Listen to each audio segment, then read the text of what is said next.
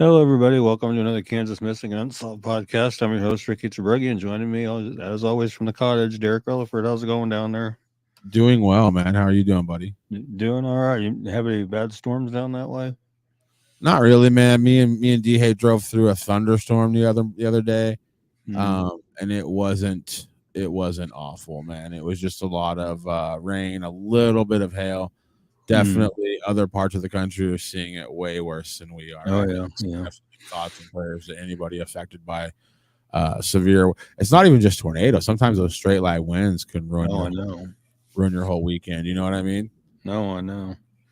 It was crazy. Monday night, we had a storm go through and then it went away, and then it back built, hit again. And that's when we got the hail. I was watching a video on YouTube with my headphones on, and I heard this banging, and I was like, is that in the background of this video I'm watching? Because I was watching a lawn makeover video.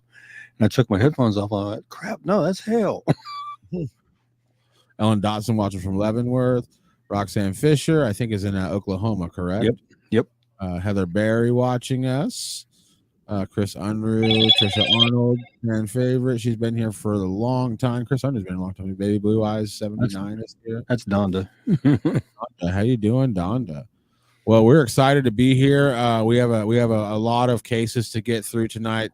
Ricky has some information. He kind of wants to go onto a deep dive onto a case. I just got done doing a podcast in the Free Zone with Norm. It's a back home media production hosted by Rob Wilson out of here in Elkhart, and we just had a lot of fun. We just got off the air, so I'm just now going to be taking a look at some of these cases that we are going to cover tonight. And let's Mhm. first and foremost, let's go through the ones that we kind of cover weekly. Let's talk about our buddy Kenny Wrightcheck. Yeah, hopefully we can help get him found. This has been going on too long, but this is Kenny Wrightcheck, missing from Salina, Kansas since November 9th, 2019. Was 69 years old when he went missing. He's now 73, 5'9", 175 pounds, gray hair and blue eyes. Sometimes uses the last name Brown as opposed to his given name Wrightcheck. Does suffer from diminished mental health capabilities, and he is on disability. He has not tried to access any of his money since he was last seen. He may have family in northwest Kansas, possibly around Colby. He was last seen at the Gospel Mission here in Salina. He left there and hasn't been seen or heard from since that time. Again, he was 69 when he went missing. He's now 73, 5'9", weighs 175 pounds, gray hair and blue eyes, and he does not have a phone, vehicle, or any kind of identification on him. So if you have any information regarding his disappearance or you know of his whereabouts, please call the Salina, Kansas Police Department at 785-826-7210, and or Crime Stoppers at 785-825-8477. Doggone it. Or text SA tips to crimes 274637, or visit www.pd.salina.org and follow the Crime Stoppers link to submit a tip, where you can call the KBI at 785-296-4017 and let them know what you know as well, and see if we can help get Kenny located and back to where he needs to be. Wow. I still want to know if any listeners know how benefits work. I want to know if those checks are being cashed because obviously Kenny hasn't been around since 2019. I'm just Right. curious to know if those benefits are being paid out still. If at this point, I'd like to know if they're being paid out. Like, are they being utilized? Because I think that's a pretty important thing. Yeah. Kelsey Youngblood in the house. Yeah. Hey, Kelsey. She says, well, howdy. We got Rodney Cox hanging out with us tonight. Yep. Marlene Horde Benjamin. We're waiting to hear you guys this evening. Awesome. Thank you so much. Yeah. Chris, I know everybody's here. Share the show out. Get some people here. Let's get some butts and seats, and let's try to find some people. Yeah, the whole Kenny Wrightcheck thing's it's pretty messed up. Hopefully, here in the next couple of weeks, I want to shoot over to Salina and spend like a day with Ricky on his day off.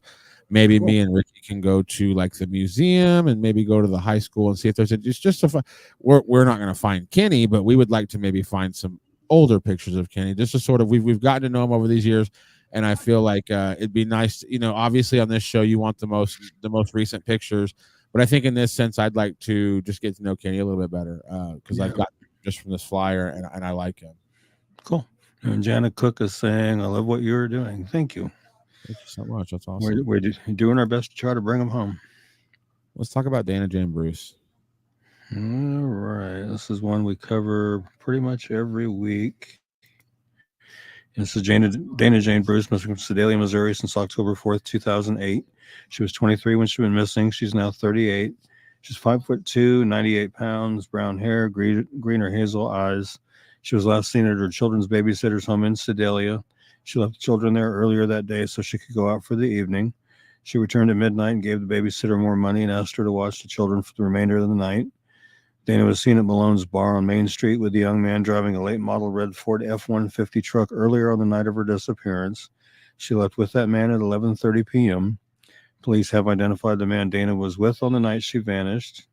He traveled to Atlanta after her disappearance, and police questioned him about Dana after he was arrested there on unrelated charges of marijuana possession and driving on a suspended license. Authorities have not named him publicly, but they are calling him a person of interest in her case. Told his questioners that he and Dana parted ways after they left the bar, and he never saw her again after that. She left all of her belongings behind, including her hairbrush and toothbrush. She does not have credit cards, debit cards, checking account, cell phone, or a car. Again, at the time of her disappearance, she was 23. She's now 38. She's 5'2", weighs 98 pounds. She has brown hair that was colored brown at the roots, black at the ends with red highlights, and green or hazel eyes. Dana was last known to be wearing a black shirt with the word rebel and silver lettering on the front and blue jeans. She has a tattoo of a teddy bear with wings and the name Dylan on her upper left arm. She is blind in her left eye. She has a 2-inch scar along her lower spine and a staple scar on her right shoulder. Her ears are pierced one time each. If you have any information regarding Dana's disappearance or you know her whereabouts, please call the Sedalia, Missouri Police Department at 660-827-7823 or 660-826-8100, or the Missouri State Highway Patrol at 573-526-6178, or toll free at 866-362-6422, and see if we can't get Dana home and back to where she needs to be.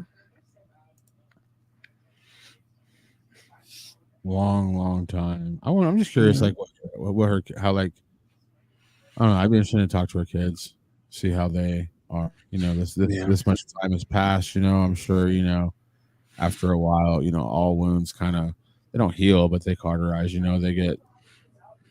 I'm just curious because that's got to be rough to have like you're a child and then your mom never comes home and have this many years go by and because really at the end of the day it's the not knowing what happened. Like I think you probably assume that she's probably not with us anymore, that she hasn't been seen, her social security number hasn't been used, there's really radiating violence from her. So I think it's easy for people to assume that maybe she's no longer with us, but then that just opens up a whole can of well how and why and when and like it's really that's the torturous part of the whole thing in my opinion is that you not only rob a family of their loved one, you also make them basically develop obsessive compulsive disorder where they circle think about this thing that they know nothing about and it drives them crazy over time. It's just not good, man. Kelsey's asking Derek, where are you? He's actually back in Elkhart, Kansas at the cottage. The cottage. That's where I'm at. That's where we do business these days. But yeah, always sad, and we're gonna keep covering this case. But obviously, we've been covering this case since the beginning, and very, very rarely do we have movement on some of these that we cover over and over again. So we would just like to have anybody watching this that has any information, please contact the numbers in the below and flyer. Again, all these flyers can be found on the Kansas Missing and Unsolved. Kelly and Scarlett are here. Awesome. Says, hope you all doing okay. And here's Dan Newbern. I believe he's another Oklahoman. And I believe I think he also works with Muddy Water Search and Recovery as well. I've been watching them on YouTube, man. They've been doing quite a few streams. Yeah. Kelsey says, let's bring Dana home. And Patricia praying they're all found safe. Yeah. We hope so.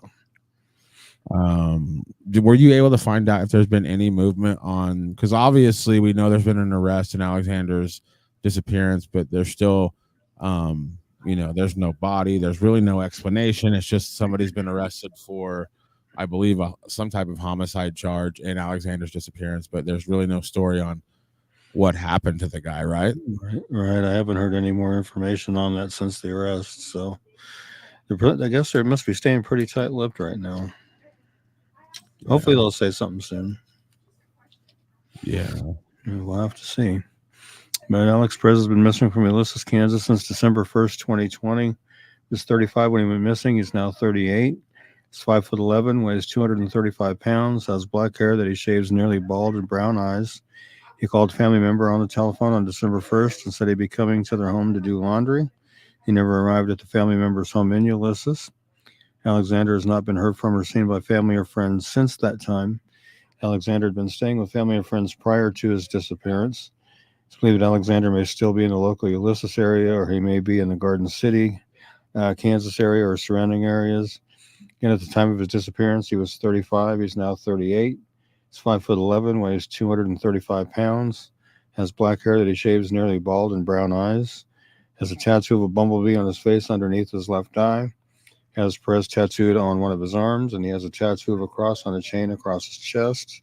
If you have any information regarding Alexander's disappearance, you know his whereabouts, please call the Grant County, Kansas Sheriff's Office at 620-356-3500, or the Ulysses, Kansas Police Department at 620-356-4600, or you can call the KBI at 785-296-4017 and see if we can help get Alex located and brought back home to where he needs to be.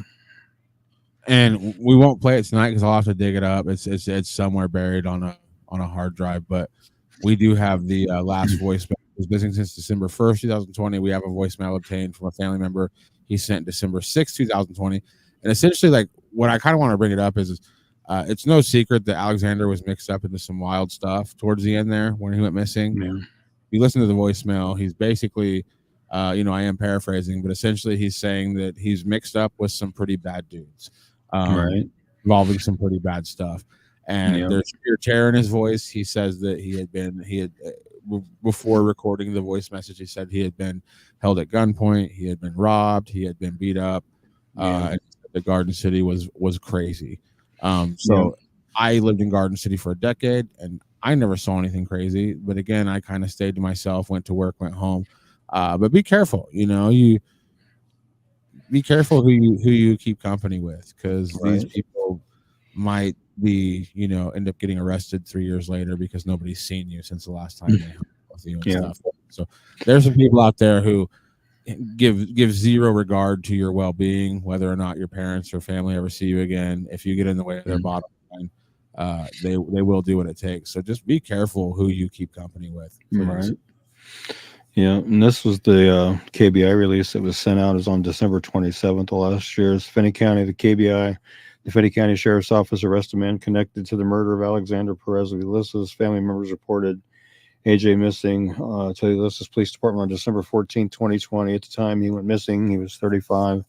On January 12th, 2021, Grant County Sheriff's Office requested KBI assistance after foul play was suspected in his disappearance. Authorities believe Perez was killed on or around December 6, 2020 in Finney County. On Wednesday, December 27th, around 1:45 p.m., Oscar Corrales, 44 of Garden City, was arrested on a warrant for second-degree murder connected to the death of A.J. Perez. He was also arrested for racketeering, possession of methamphetamine with intent to distribute, possession of drug paraphernalia, and theft. The additional charges were based on an investigation by the Garden City Police Department and the Finney County Sheriff's Office. Corrales was arrested at the Finney County Jail, where he was being held on unrelated charges. All suspects are presumed innocent until proven guilty in a court of law. Finney County Attorney's Office is expected to prosecute the case. The investigation is ongoing, and nothing further can be released at this time. Remember, that release came out December 27th of 2023. Almost 6 months ago, pretty long ago. But those court proceedings take forever. But at the end of the day, I think that if you ask Alexander Perez's family, their number one wish is to get him home safe and sound and healthy. But since that might not be happening, I think that you gotta find the victories in life. Yeah, nobody knows what the heck is going on, but at least we have somebody in custody. At least the police are kind of in fewer or less words letting the family know that Alexander more than likely is not coming home alive. So there is a little bit of resolution to this, but at the end of the day, that really just starts to scratch that itch a little bit, but it still itches. We want to know why. We want to know why. All right. And we've got Mariah Bay Sawyer watching from McPherson. Hey, Mariah, how are you doing? You say And McPherson or McPherson? I say McPherson. I grew up saying McPherson, but now I'm a McPherson person because it's just a We've got McPherson person. That's good. Christine Hill Staley from Michigan. And I was just reading an article earlier where Michigan got pounded with some pretty good tornadoes, too. So, Michigan people watching us. That's crazy. yeah. Hello in Michigan. I mean, hello, Let's talk Michigan. about this case here, Gina. All right. Yeah, this is another case from here in Salina where I live at. You know, I did an appearance at that wrestling show with my Kansas Missing and Unsolved table, and then had her case on up there, and actually, basically every case I had, with the exception of the banner that because I'm really wanting to highlight them when I can around town because I just don't feel like enough is being done to highlight them by media or law enforcement or anything like that. So that's what I'm doing basically. But this is Gina Bridget Cyphers. Gosh, I can't talk tonight. She was 24 years old. She had an infant son, and by all accounts, Gina was a loving mother and good person. On December 28th, 1995, Gina dropped off her 15-month-old son at a daycare program called Morning Out for Moms at a Salina church. When she didn't return a couple hours later, the daycare called Gina's boyfriend at work. He went to the mobile home they shared and found the young woman brutally murdered. Baby was suddenly without a mom, and police were left with a case that has proven to be a tough one. And obviously, it's still unsolved.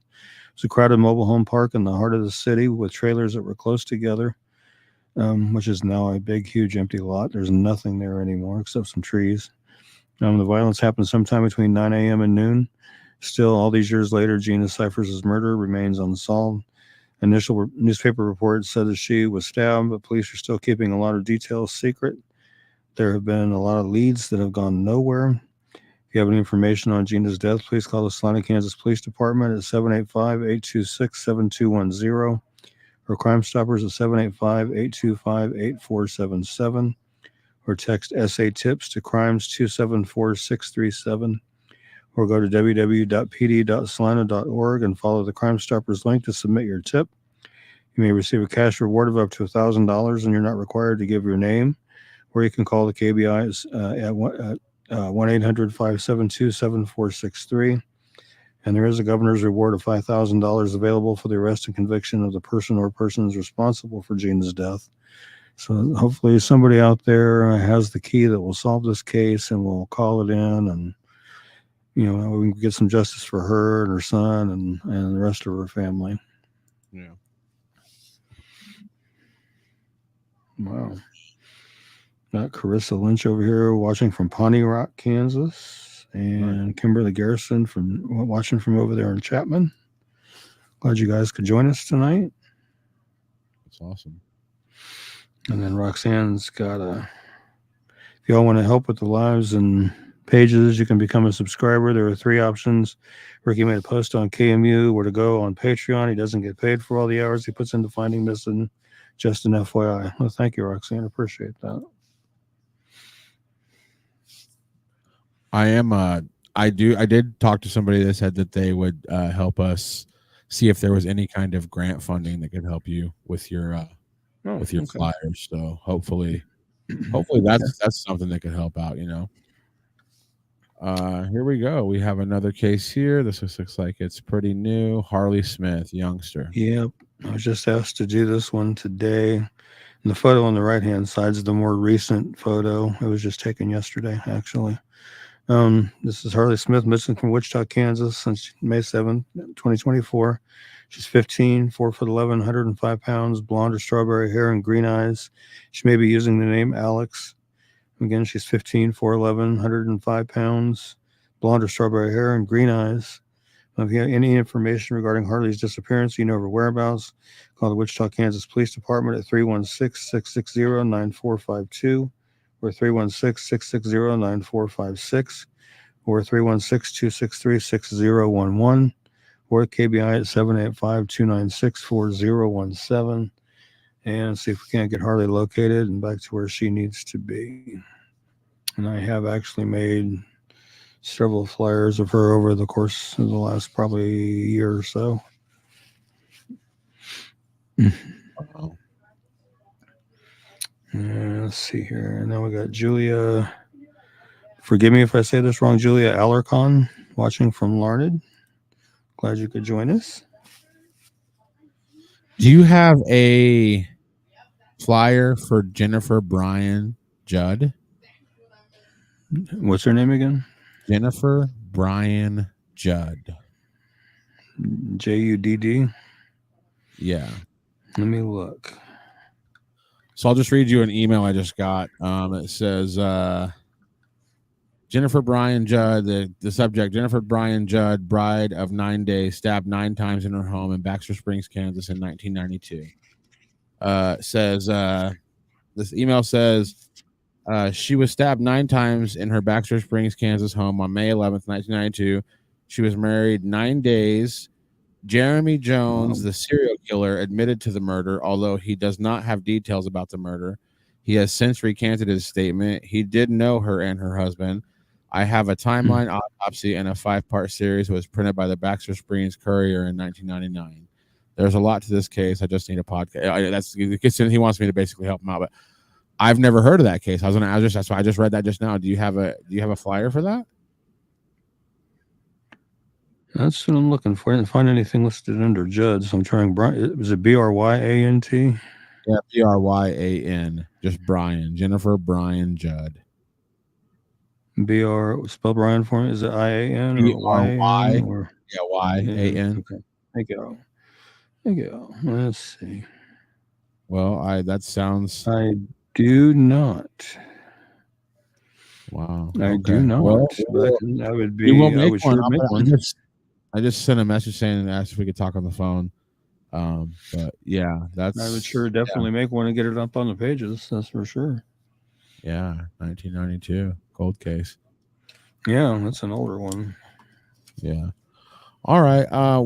Let's go ahead and keep moving forward. Obviously, if you do have any cases that we're not covering or you don't see a flyer for on the website or the page, just drop your comment here. Ricky does write down all of the names and the cases that are shouted out, and we typically try to cover them the next week. Let's talk about T. Montez, still missing since February. And Julia said, yes, I was correct on her last name, and thank you. You're very welcome. I try to do my best not to butcher names. I try. Okay. T. Montez Hurt, missing from Kansas City, Missouri. Since February 1st of this year, he's 19, 5'10", 135 pounds, black hair, brown eyes. Let's see. T. Montez was originally from Tennessee, had a mental breakdown on January 31st in Kansas City around 3:45 in the morning. He went to St. Luke's Hospital, located in the plaza area for treatment. After his episode, T. Montez's family purchased him a Z-Trip to the Greyhound bus station so he could travel to St. Louis to be with his grandmother. Left his cell phone behind in the Z-Trip. He has not had any contact with anyone since. He does not know his way around Kansas City as he is from Tennessee. He was last seen walking on Troost at the beginning of the month, which would have been February. T. Montez is 19 years old. He's 5'10", weighs 135 pounds, has black hair and brown eyes. He was last known to be wearing a royal blue Price Chopper polo shirt, dark green sweatpants, and black high-top Nike shoes. If you have any information regarding T. Montez's disappearance or you know of his whereabouts, please call the Missouri State Highway Patrol Troop A at 816-622-0800 or the Kansas City, Missouri Police Department at 816-234-5043 or 816-234-5111 and see if we can't get T. Montez located and back to his family.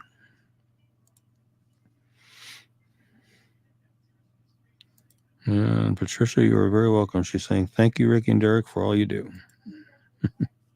Thank you. Yeah.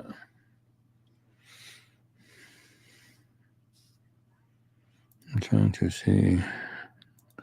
Hello, Jessica. How you doing?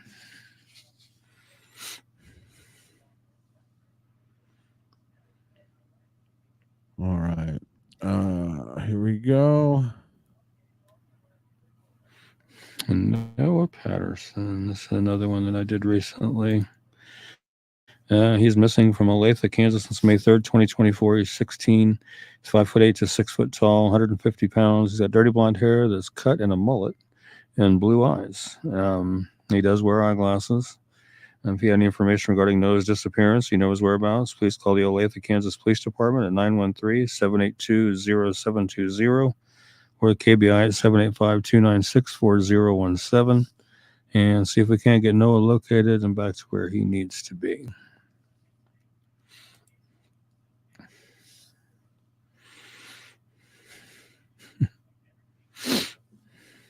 Olathe. That's eastern Kansas? Yep, way over by Kansas City. Okay, yeah, I thought so. Yeah, suburb of KC. And there's that's another one, Olathe or Olathe, as you'll hear two pronunciations of that. Yeah. You got Alex Doc over here. Actually, hold on a minute. We got Trina Bolin watching from Hayes. Hello, Trina. Yes. Then we got Alex Doc. Why do you think so many kids go missing? Is it due to runaways or one parent taking them? A lot of what I have been dealing with are, and I don't really like to use the word, but they are runaways. Not sure exactly why they're running. I have my theories, as far as a lot of kids, especially if they're in the foster care system, they're not used to a structured environment where they have rules and curfews and that kind of thing. And I think some of them run because of that. I think some just want to go back to family. I think some probably are messing around with alcohol or other substances and of course can't get it in foster care, so they got to go find it somehow, I guess. But I mean, it's just theories.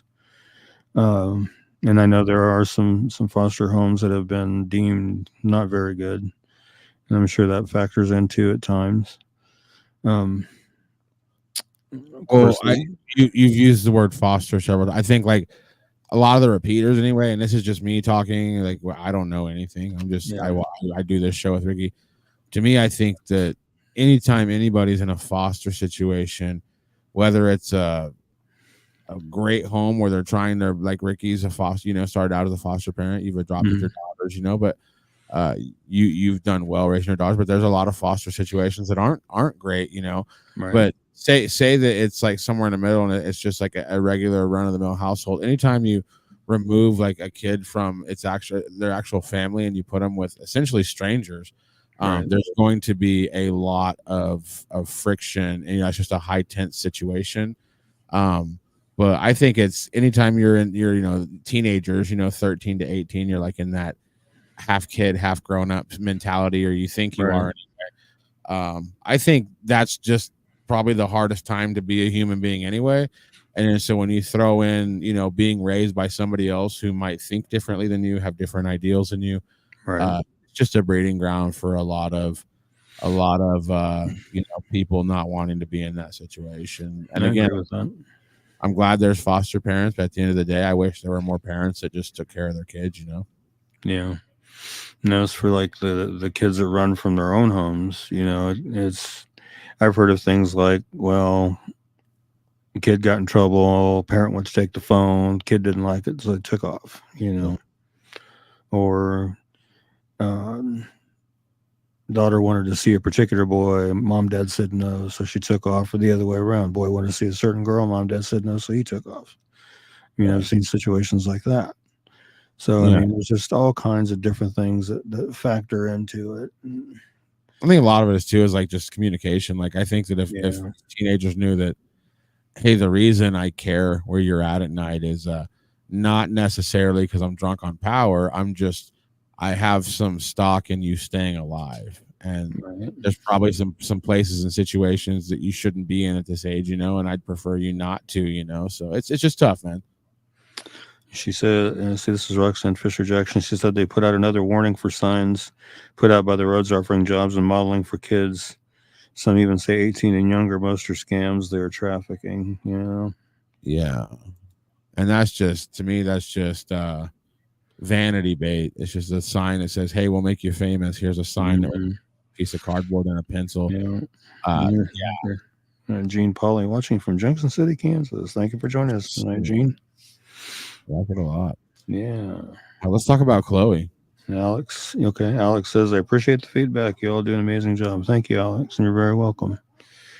Yeah, this one here is Chloe Keene. She is missing from Kansas City, Missouri since May 6th of 2024. She's 14, 5'4", 135 pounds, brown hair that was last known to be dyed red, and brown eyes. She went for a walk around 7 p.m. on May 6th and never returned home. She does have ties to the Wichita and Newton, Kansas areas.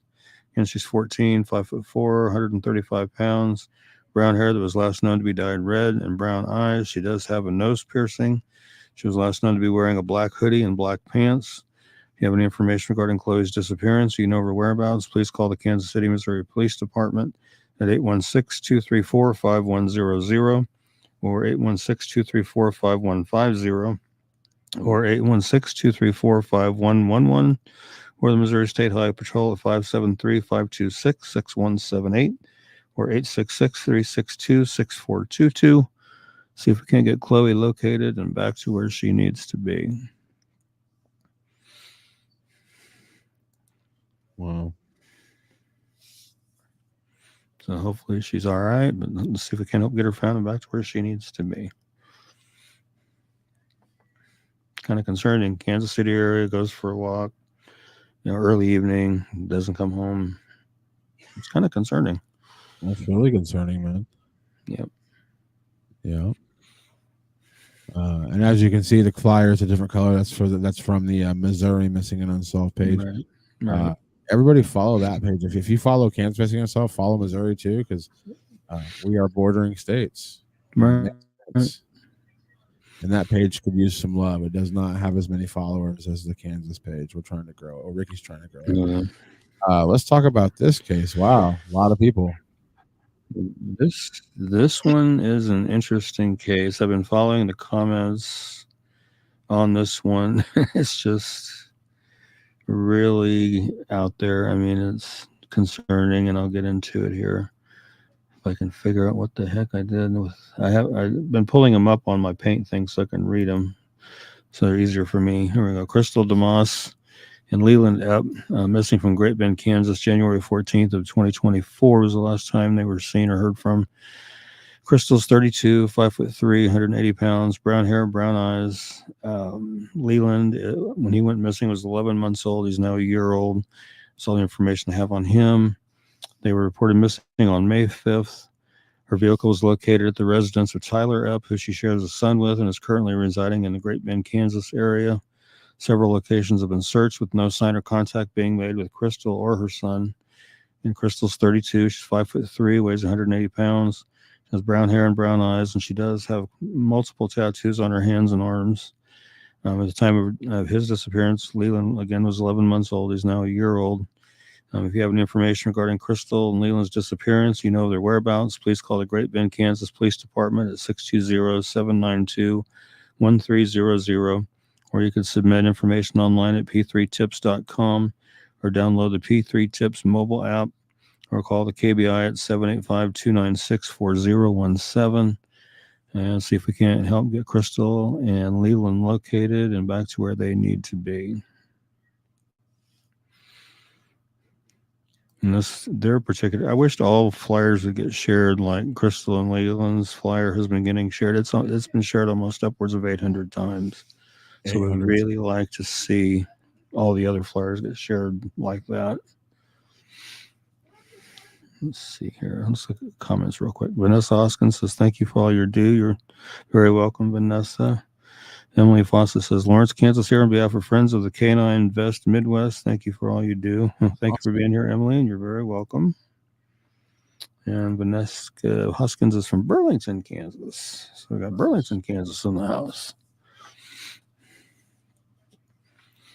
But yeah, that's just, the comments have just really been going crazy on that particular flyer. It's upwards of 150 comments now. So good or bad though? Is it like witch hunty or is it like? It's a combination, really. Julia Alarcon says she contacted her son's father and sister on an unavailable number. She said she is alive and says the baby. The sister says she has contacted police. Most recent comments, that's where I saw. Yeah. I saw those comments and I did respond to some of his sister's comments stating that until the police department sees Crystal and Leland, and I explained it as until Crystal gets a hold of Great Bend Police and it has them come to her location and see that her and Leland are safe, or Crystal goes to the Great Bend Police Department with Leland so they can verify that they're alive and safe, they will remain listed as missing. Yeah.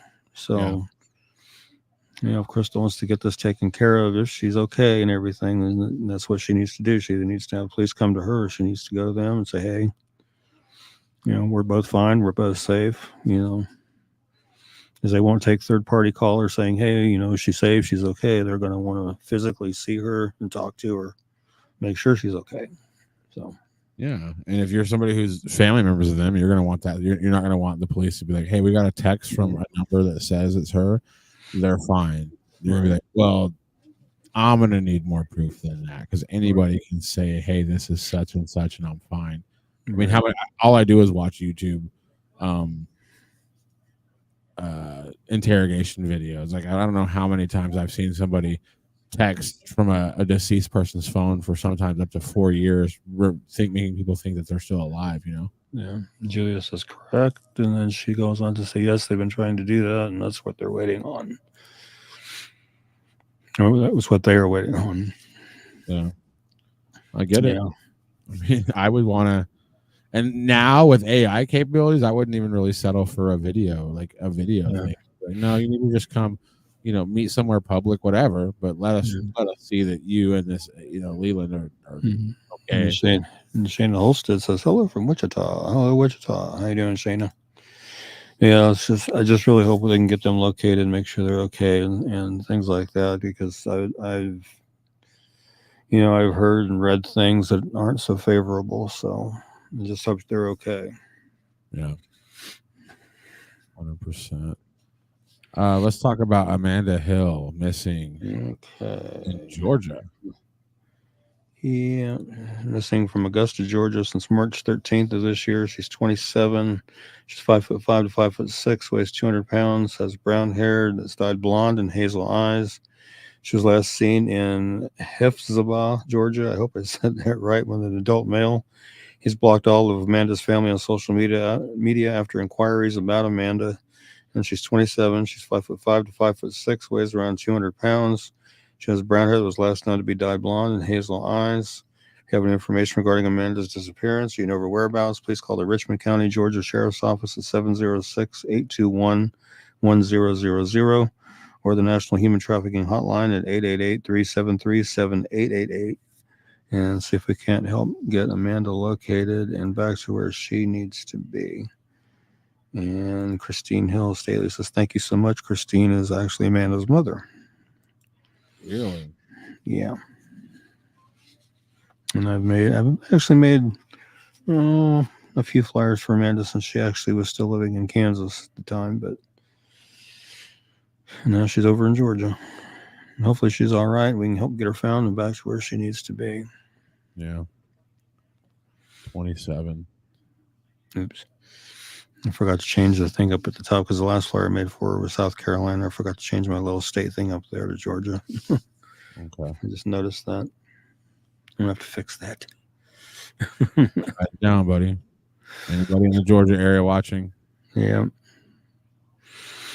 Let's talk about Joanne Johnson. Yes, I got an email. I got an email on her that she's the most recent case that has had a governor's reward added to it. Joanne R. Johnson, on September 3rd, 2023, was found dead inside of her home. She lived alone. She was initially believed to be an unattended death, and it has since been determined to be a homicide. The crime happened sometime between Saturday evening, September 2nd, and Sunday evening, September 3rd of 2023. The case is still under investigation. No suspects have been identified. Augusta, Kansas police have not released circumstances surrounding Joanne's death. If you have any information regarding Joanne Johnson's death, please call the Augusta, Kansas Police Department of Safety, at 316-775-4500. You can also call the Augusta Crime Stoppers line at 316-775-0055 or visit the Augusta Crime Stoppers Facebook and leave a tip using the P3 Tip app, or call the KBI at 1-800-572-7463. And as I mentioned, Governor Kelly has issued an executive order offering a $5,000 reward to anyone who provides information that leads to the arrest and conviction of the person or persons responsible for Joanne's murder. Under the same condition, the family of Joanne Johnson has offered to match the reward for information, increasing to the total reward to $10,000. So if anybody has any kind of information at all on Joanne's murder, please get that information called in. Excuse me. Wow. Augusta, where's that? And I believe she was like 93 years old, Right. if I'm not mistaken.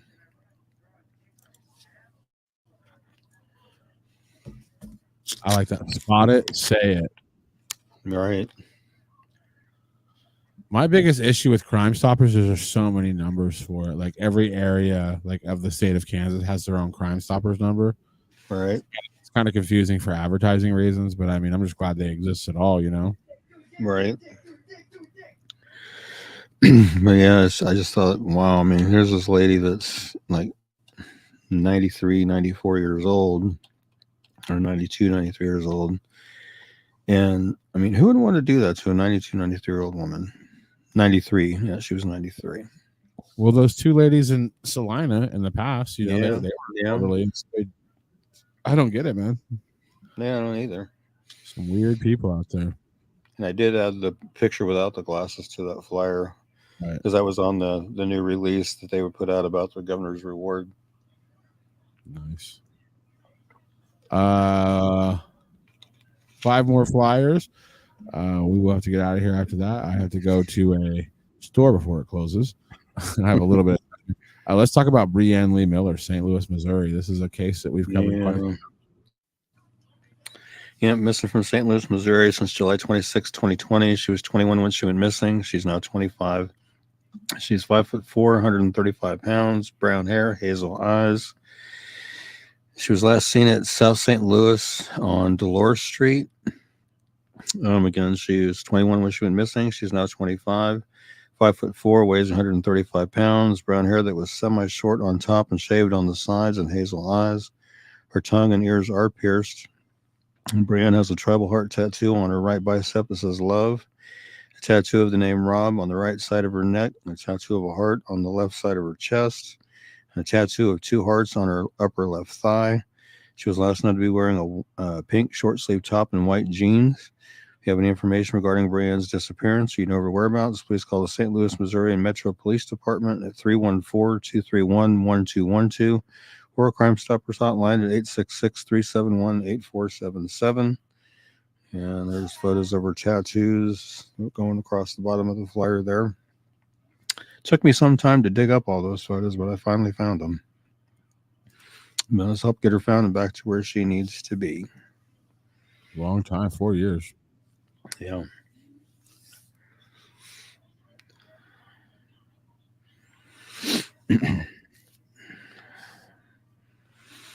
Shelby McDaniel, Kansas City, Kansas, 16 years old. Yeah, that's one that I was asked to reshare today. And she's been missing since March 26th of 2024 from Kansas City, Kansas. She's 16, 5'5", 164 pounds, blonde or white hair, blue eyes. Don't have much more information than that. If you have any information regarding Shelby's disappearance, you know her whereabouts, please call the Kansas City, Kansas Police Department at 913-596-3000 or the KBI at 785-296-4017. See if we can get Shelby located and back to where she needs to be.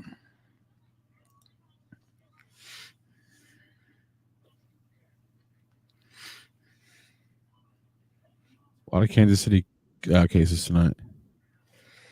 Yeah, both sides of this border, Kansas and. 3 more flyers. We will get out of here. We want to thank everybody for hanging out with us. Please visit the Facebook page, visit the website, and share the flyers when they're shared. Any of the flyers we're covering now are on the Facebook page, so go check that out. Tell us about Devin Tannehill. Yeah, this is Devin Tannehill, missing from Iola, Kansas since March 14th, 2024. He is 16. He's 6 foot tall, 150 pounds, blonde or strawberry hair and green eyes. It's believed he may still be in the Iola, Kansas area or the Yates Center, Kansas area. And he's 16, 6 foot tall, 150 pounds, blonde or strawberry hair and green eyes.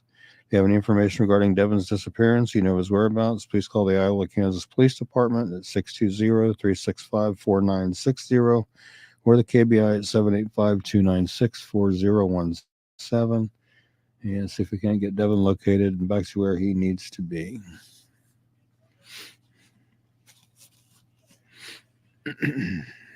Iola. I've heard of Iola, Kansas, but I don't know where that is. Not exactly 100% sure myself. All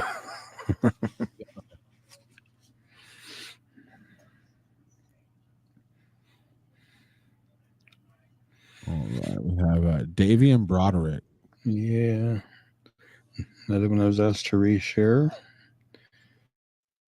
So we are resharing him. He's missing from Neodesha, Kansas since April 23rd of 2024. He's 17, 5'8", 130 pounds, brown hair, brown eyes.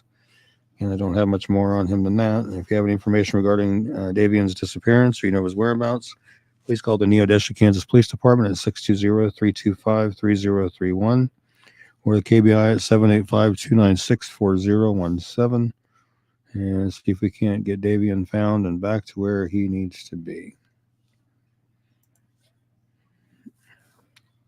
Iola is in southeast Kansas. Oh, okay. Southeast Kansas. Okay. Opposite side of Elkhart. Yep.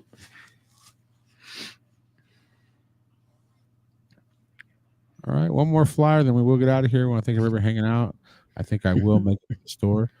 As long as Ricky don't have too many people to pray for tonight, we should be out of here. But let's talk about Donald Owens, Wichita case, missing since April. Yeah, we just did this one tonight. Donald Owens missing from Wichita since April 4th, 2024. He's 59, 5'11", 210 pounds, black hair, brown eyes. He was last seen by his roommate on April 4th in Wichita. He lives about a half mile east of Douglas and I-135. He did leave money behind in his apartment. He does live with schizophrenia, and his family is worried for his health. And he's 59, 5'11", weighs 210 pounds, has black hair and brown eyes. If you have any information regarding Donald's disappearance or you know his whereabouts, please call 911 immediately or call the Wichita, Kansas Police Department at 316-263-6011 or 316-268-4181 or 316-268-4111 or the KBI at 785-296-4017 and see if we can't get Donald located and back to where he needs to be.